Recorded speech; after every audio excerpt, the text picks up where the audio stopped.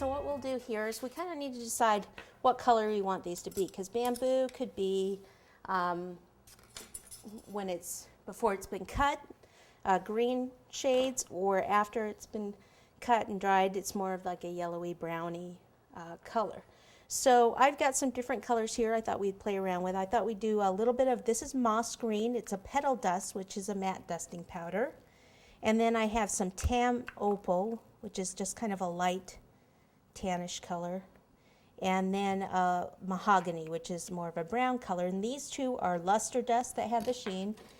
The moss is a petal dust. So I thought we'd take a little of the moss, kind of pop it in here, and we'll just kind of brush here and there.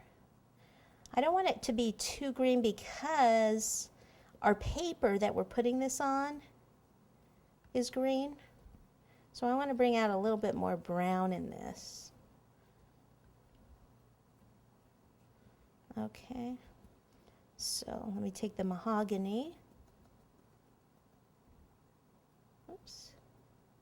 And we'll go maybe just around where we've made those little crimps.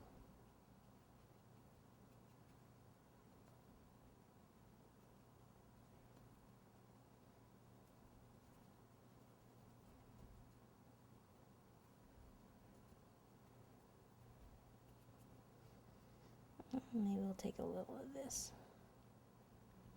And just kind of here and there. You almost just really need the two. The tan opal's not really